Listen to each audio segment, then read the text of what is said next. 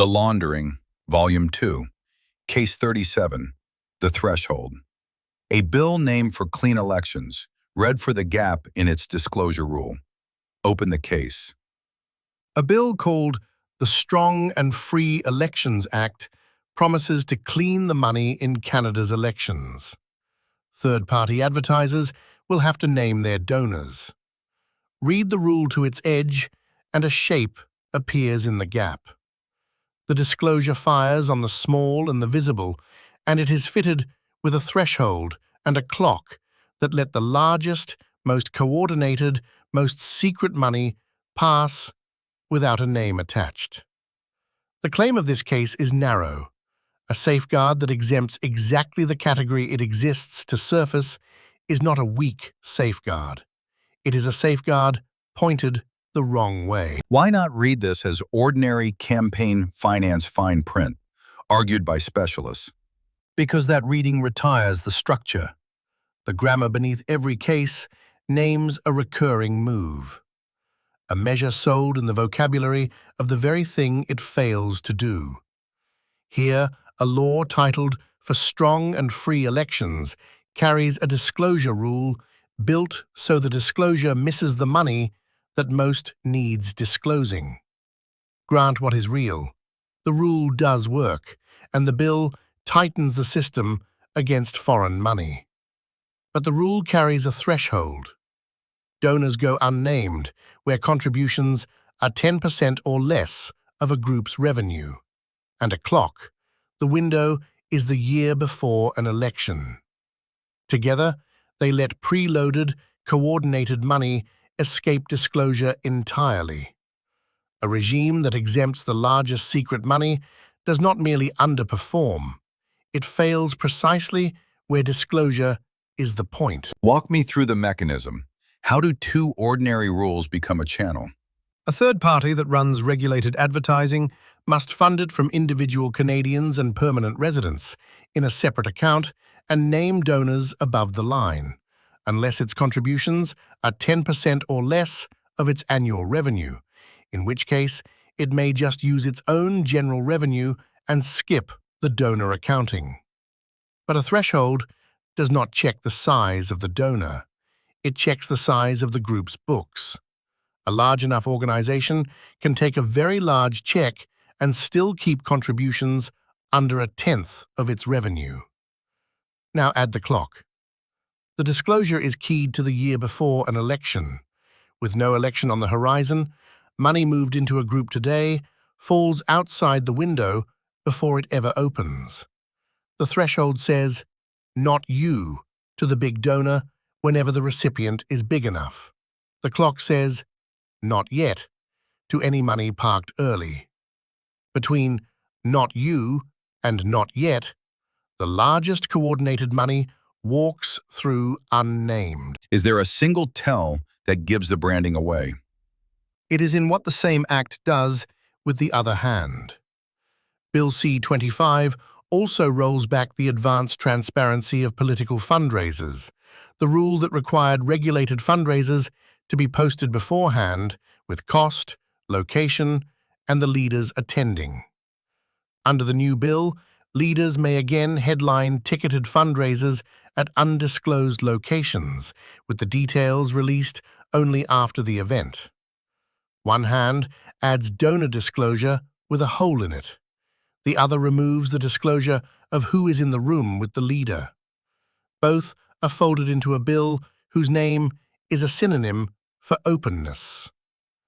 When a measure genuinely strengthens transparency, transparency is its direction.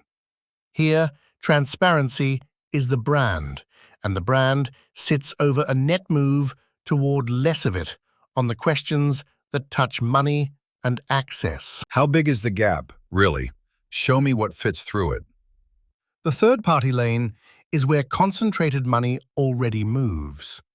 In the 2025 federal election, a third party called Friends of Free Enterprise in Canada ran about $549,000 of national newspaper advertising, and its Elections Canada return shows the entire $550,000 behind it came from a single contributor. the Fairfax financial billionaire Prem Watsa, who was also the group's financial agent, in 3 checks across April. One voter, $500,000, a national ad campaign. Now read what the disclosure did there. Watsa was named, precisely because his money arrived as in-window contributions that made up the whole of the group's revenue. That is the regime working as intended, and it is the measure of what the threshold and the clock are for. They are the 2 dials that decide whether the next $500,000 single source gets the same name. Route an identical sum through a group large enough that contributions stay under 1/10 of its revenue, or park it before the window opens, and the money that was legible as Friends of Free Enterprise goes dark. The channel is open and shaped to fit the exact category disclosure exists to surface. Build the government's case at its strongest. Why might this be fine? 3 real points. First, the bill's main thrust on third parties is a tightening, not a loosening. It bars foreign money by requiring Canadian and permanent resident funding through a dedicated account, and bans hard-to-trace contributions like cryptocurrency. The 10% provision is the carve-out, meant to spare small groups full donor accounting. Second, the threshold is not the government's invention, it is the Chief Electoral Officer's own recommendation. His report following the 43rd and 44th general elections proposed exactly this rule, expressly to improve transparency and help prevent foreign funding of third parties. Third, the fundraiser rollback has a real justification. Hosts' home addresses were being published in advance, and people were harassed. Grant all of it. Does the claim survive? It sharpens. If the purpose is to keep foreign and untraceable money out while sparing small groups, the remedy the structure argues for is to close the threshold and the clock, cap the single source amount that can ride under the exemption, and reach money parked before the window. A privacy concern about a host argues for protecting the host's address, not for hiding which donors shared a room with the leader. The strongest case for the bill is a case for a better-aimed safeguard, which is exactly what a safeguard pointed the wrong way is not. The watchdog goes further than you do. What is his reading, and why won't you adopt it? Duff Conacher of Democracy Watch reads it as a charge of disposition, that in declining to close the gap, the governing party shows it is fine with the undemocratic influence of wealthy interests in Canada's elections, and that one voter could spend millions influencing a federal election, mostly in secret. When an amendment to close the threshold was put at committee, the governing party's members voted it down. The series reports that as a named lens, attributed and not adopted.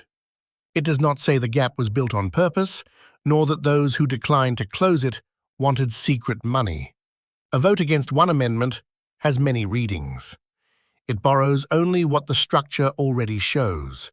The threshold and the clock leave the largest secret money unnamed, and an amendment to close them was available and was not taken. The narrow claim needs no villain. Name the move and tell me how to catch the next one. Strip it to structure. A bill is titled "For Clean Elections." A donor disclosure rule is written with a small group exemption and a pre-election window. A second clause relaxes the advanced transparency of fundraisers for a stated security reason. Each step is, on its own, defensible, and the integration of the defensible steps is a transparency regime through which the largest, most coordinated, most secret money moves without a name, while the law that lets it through is named for openness. That is a safeguard functioning as a disposal method, the disclosure that discloses everything except the thing that matters. So when the next bill arrives wearing the name of the value it spends, transparency, accountability, integrity, do not read the title. Read the threshold and read the clock and ask the one question the name is built to skip. After this passes, does the biggest secret check get a name on it?